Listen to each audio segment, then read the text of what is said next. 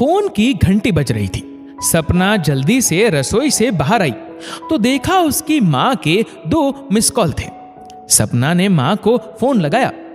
उधर से माँ शोभा जी ने पूछा, क्या हुआ बेटा, सब कुछ ठीक तो है ना? हफ्ते भर से तूने फोन नहीं किया। हाँ माँ, लेकिन मैं आपसे नाराज हूं। मेरी शादी क्या हुई, आपने तो मुझे एकदम पराया कर दिया। घर में इतना कुछ हो जाता है और मुझे बाहर वालों से खबर लगती है। सपना ने नाराजगी से कहा, क्या हुआ, साफ साफ बताओ, यहां तो सब ठीक है। शोभा जी बोली, भाभी की बहन उनके मायके आकर बैठ गई है। आपने ये बात मुझे नहीं बताई। पिछले सोमवार को भैया भाभी के बीच कहा सुनी हो गई थी और भैया बिना टिफिन लिए चले गए थे।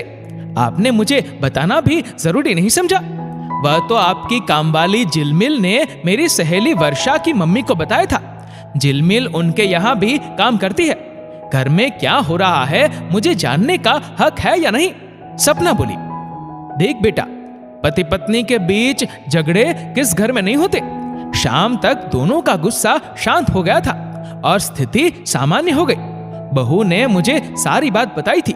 अगर ये बात मैं तुरंत तुझे बता देती तो भाभी के लिए तेरे दिल में नकारात्मक भावनाएं घर कर जाती और तेरी भाभी को लगता कि मैं घर की छोटी छोटी बातें तुझे बताती हूँ तो उसकी नजर में मेरा क्या मान रहता। बहू निधि तो अपना समझ मुझसे दिल खोल कर अपनी सारी बातें कह देती है। मेरा भी तो फर्ज बनता है उसकी बातों को अपने तक रखूं। भला अपने ही बेटा बहू की बातें फैलाना शोभा देता है क्या? रही बात निधि के बहन के ससुराल से वापस आने की, तो बेटा किसी की भी बहन बेटियों की समस्या को सार्वजनिक करना सही नहीं है। देर सवेर मामला सुलझ जाएगा। अगर निधि बहू खुद तुमसे ये बात साझा करती तो बात कुछ अलग होती। पिछले महीने ही तो तुम्हारी जेठानी और सास की किसी बात पर तनातनी हो गई थी और नाराज होते हुए जेठानी ने घर से अलग होने की धमकी दी थी। तुमने ये बात मुझे बताई थी, पर मैंने ये बात कभी भी तुम्हारे भाई भाभी को नहीं बताई थी, क्योंकि इससे तुम्हारे ससुराल का मान कम होता। तुम्हारी जेठानी के बारे में लोग गलत धारणा बना लेते। एक बार नजर से गिर जाओ तो फिर नजरों में उठना मुश्किल होता है।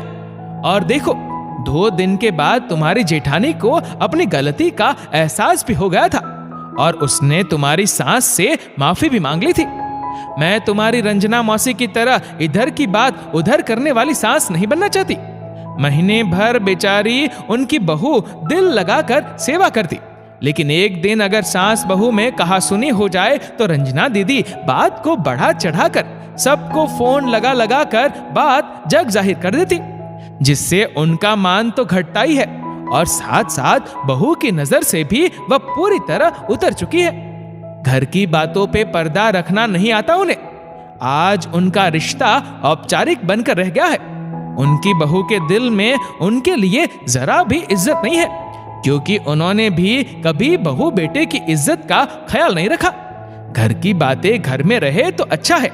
अपनी और अपने घर की मर्यादा बनाए रखना अपने हाथ में होता है। बंद मुट्ठी 1.25 लाख की, खुल गई तो खाक की, ये बात हमेशा याद रखना।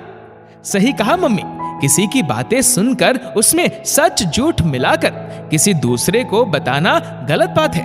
इससे हम दूसरों का भरोसा खो देते हैं। आज आपसे मुझे बहुत बड़ी सीख मिली। सपना बोली, दोस्तों, बातें इधर की उधर करने से रिश्ते टूट जाते हैं और रिश्तों में से भरोसा, विश्वास, सम्मान सब खत्म हो जाता है।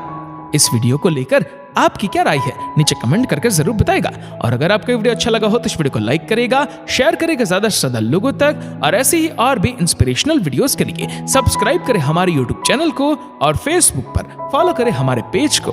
धन्यवाद।